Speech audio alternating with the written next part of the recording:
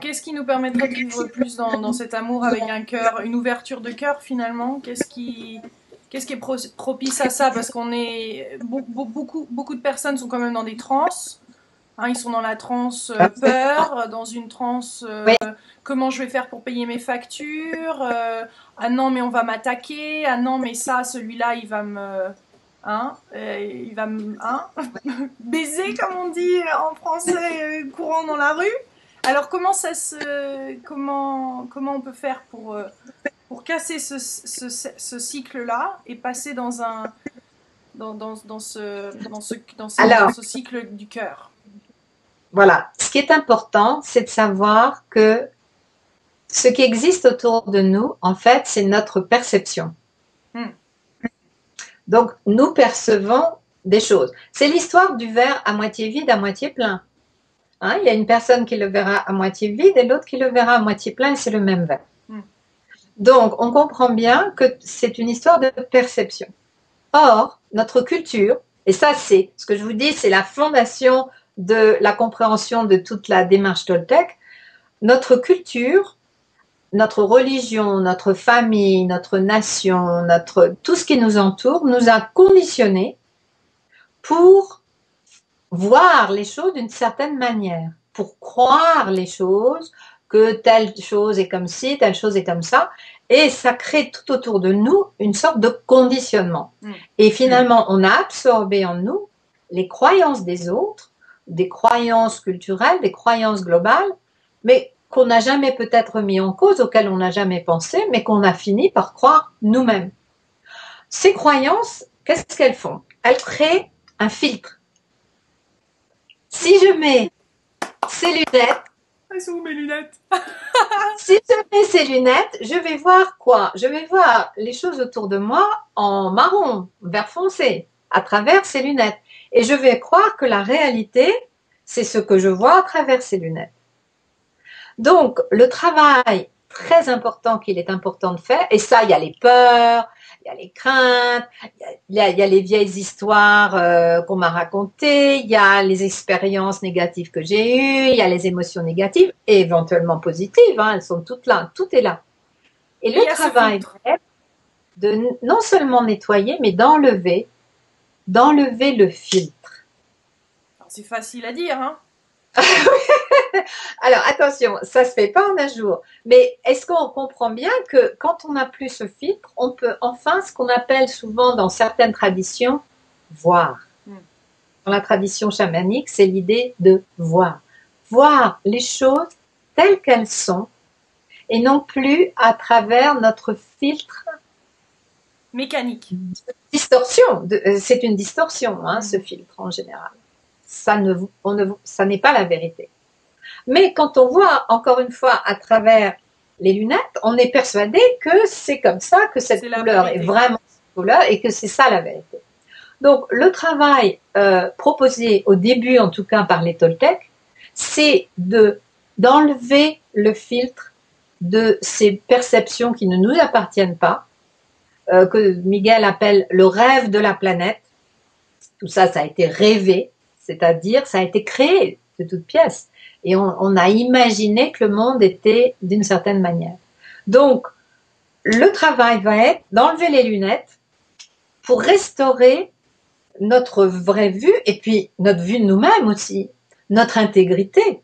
Parce que quand on regarde les choses à travers les lunettes, ça va nous amener à faire telle ou telle chose, à dire telle ou telle chose, parce qu'on croit qu'il faut, qu'on doit.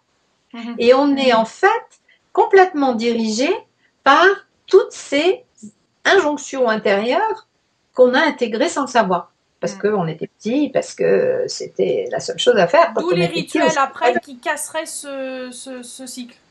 Exactement, les rituels peuvent être des outils très utiles pour participer à ce nettoyage et cette transformation. Y a-t-il d'autres outils? Oh oui, et un des outils principaux, ça va être la traque du jaguar. Oui, voilà. Le jaguar, c'est un animal extrêmement puissant, magnifique, qui va se nourrir de proies vivantes, n'est-ce pas? Et ce jaguar, quand il chasse, fait très attention, mais il observe d'une manière extrêmement aiguë. Il a ses sens. Passe, avec tous ses sens, il va regarder la proie qu'il cherche. Eh bien, nous, à l'intérieur de nous, nous pouvons faire ça. C'est-à-dire que nous avons ce jaguar intérieur qui va se lancer en chasse du parasite intérieur. Le parasite intérieur, c'est finalement la forme vivante de tout le conditionnement qu'on a reçu, mais qui vit en nous, qui nous malmène, qui nous rend souvent malheureux. Et donc, le jaguar va être là pour observer les différents aspects que prend ce parasite à l'intérieur de nous et comment il nous manipule. Donc, ça va être de développer notre attention. Et le premier niveau que l'on peut faire pour développer notre conscience intérieure, c'est être vraiment dans cette pratique de l'attention. L'attention à nos sentiments, à nos émotions, à nos pensées, à nos actes. Et d'avoir ce jaguar-là en permanence qui nous regarde en train de faire toutes nos petites choses, en sachant qu'en fait, la plupart de ce que nous faisons, ça n'est pas notre nous vrai, véritable qui le fait. C'est tout ce qui a été intégré malgré nous, c'est ce parasite vivant à l'intérieur de nous. Donc le jaguar va regarder et attraper ce parasite. Ou il attrape, il se jette dessus. Et qu'est-ce qu'il en fait? Il le transforme. Parce que dans notre monde, rien ne disparaît. Tout se transforme. On a appris ça à l'école. Dans ce monde-là aussi, c'est-à-dire que tout ce qui a été un ennemi intérieur va se transformer en allié. On va pas dire pars, va-t'en, je veux plus de toi. On va dire je vois ce que tu as fait jusque-là avec moi. Je vois comment tu m'as malmené. Et si maintenant tu devenais mon allié? Et si maintenant tu allais travailler pour moi? Voilà. Alors par exemple, dans le cas des femmes, je pense qu'on est toutes quand même dans cet esprit beauté, on se critique et tout. Il y a un certain mal-être qu'on ressent plus ou moins. Alors à ce moment-là, ce jaguar-là pourrait observer ce mal-être peut-être, oui. Par exemple physique. Et ensuite, donc il déciderait d'être... Comment ça se passe? Comment le mécanisme là se passe par rapport à cet exemple concret? Alors, par rapport à cet exemple concret, qu'est-ce que vous diriez à l'intérieur? Qu'est-ce que la petite voix à l'intérieur, elle dit quoi? Dans la femme qui se regarde devant le miroir, elle dirait quoi? T'es pas belle, ou tu devrais être plus fine, ou tu devrais maigrir. D'accord. Le regard des autres, ils vont me trouver grosse. D'accord. Donc, on parle d'une part du regard des autres, c'est-à-dire qu'on est encore sensible à ce que peuvent les autres pensent de nous. Notre valeur ou notre image de nous-mêmes est encore dépendante du regard des autres. Et toute l'idée, c'est de venir tellement dans cet amour de nous et de cette conscience de nous que ce qui est important, c'est notre vision de nous, notre vision d'amour de nous avec nous. Quand on a ça, une fois qu'on a ça, moi j'ai vu des femmes pas forcément super jolies, ni hyper minces, ni rien, mais qui radiaient d'une beauté intérieure, d'une authenticité, d'une vie tellement extraordinaire qu'elles étaient tout à fait fascinantes, même si les canons n'étaient pas là. Par qui sont données ces injonctions de mince, de ceci, de cela? Les magazines, les médias, tout ce rêve de la planète qui est complètement fabriqué et qui est complètement relatif, parce que d'une culture à l'autre, les canons de la beauté ne sont pas les mêmes. Tout à fait. Alors ce jaguar-là serait là et se dirait non, ça c'est fini. Et ensuite, comment l'utiliser, comment recycler ça en positif alors par rapport à ce que vous essayez d'expliquer tout à l'heure? Eh bien, à chaque fois, ça sera de voir, est-ce que c'est vrai ça? Est-ce que je dois vraiment être comme ça? Qui est-ce qui dit que je dois être comme ça? Donc déjà de voir, de décortiquer tout ce qu'il y a autour de soi. Et à la suite parce que là on fait vraiment du très raccourci sur quelque chose que je fais où j'accompagne les gens pendant 6 mois dans ce processus. Ça prend 6 mois. Donc, en 10 minutes, on peut Oui, pas oui, le oui, faire oui. en Non, 15. non, mais juste pour qu'on voit un Et peu le on mécanisme. va remplacer de l'amour, on va se pardonner d'avoir cru qu'on aurait dû être autrement. Mhm. Le pardon, Parce hein, que, c'est énorme sur du fond. bien sûr, le pardon, c'est à la clé de tout. Donc, se pardonner d'avoir cru qu'on devrait être autrement que ce qu'on est. Mhm. Parce que l'idée, c'est je suis ce que je suis. Et bien sûr, si j'ai envie de m'aimer mieux, plus mince parce que trop de poids, c'est pas bon pour la santé, etc., ça veut dire que je vais respecter mon corps en lui donnant le meilleur de lui-même. Mais si je me force à ne rien manger et pour devenir mince, pour correspondre au regard des autres, je me fais du mal à moi. C'est l'extérieur. Et c'est pas de l'amour, là. Et Non. oui.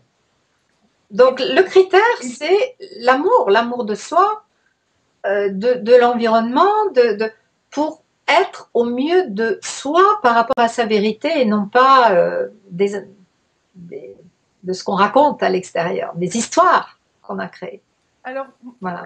Maud, parlez-moi de l'amour parlez-moi du cœur, parlez-moi de l'intelligence du cœur. Le cœur apparemment a une intelligence quand on commence à vivre par le cœur, au travers du cœur. Notre vie est une série de synchronicités. Apparemment, notre vie devient on a cette sagesse qui prend place. Comment expliquez-vous tout ça en fait? Donc notre cœur serait plus intelligent que notre cerveau? Encore une fois, il faut éviter de dire où. C'est pas ou le cœur ou la tête.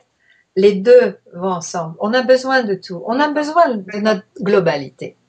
Mais simplement, c'est une histoire de remettre le poids d'une manière plus équilibrée qu'avant.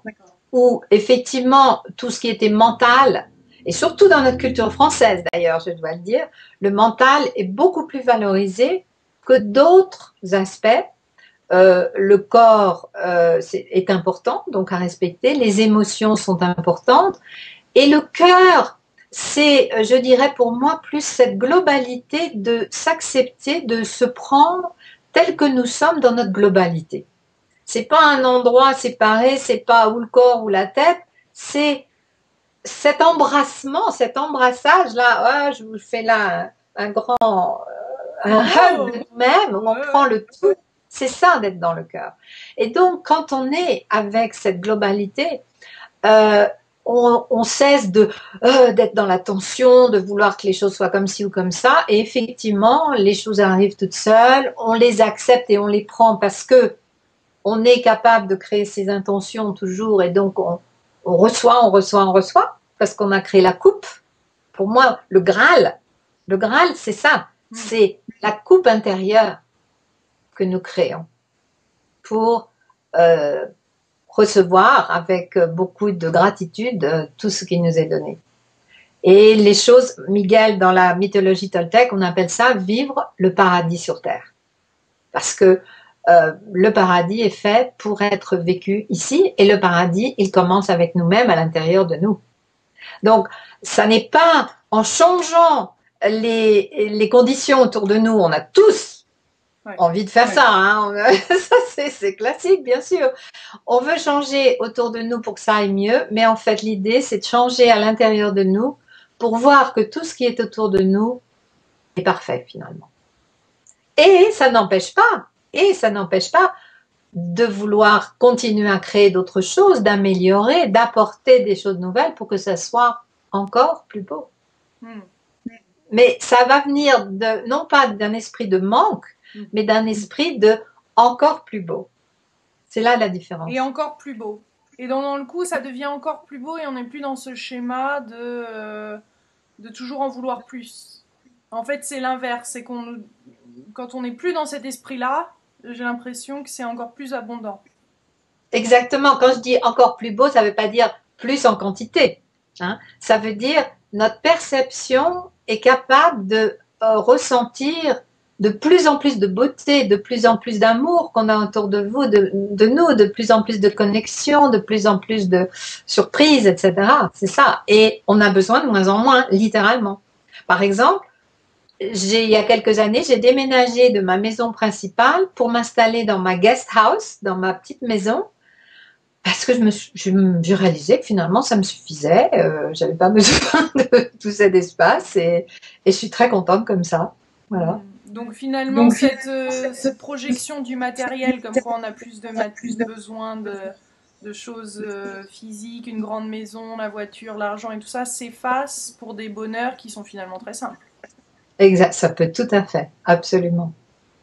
Et je Merci. pense qu'on a besoin de ça pour changer le monde autour de nous et avoir moins de besoins ridicules et de consommation outrée comme on a vu ces dernières années. Et je pense qu'on va être obligé d'y arriver. Donc, quelque part, tant mieux. Je pense qu'on y vient hein, avec tous ces problèmes de crise et tout ça. Je pense qu'à un moment, on est au pied du mur. Voilà. Et malheureusement, il faut des fois être au pied du mur pour voir ce qui est vrai. Et oui, et oui. En tous les cas, merci beaucoup, Maud Séjournant. Comment on peut... Alors, vous avez le cercledevie.com, vous organisez des ateliers en France et à Santa Fe et dans le monde entier d'ailleurs.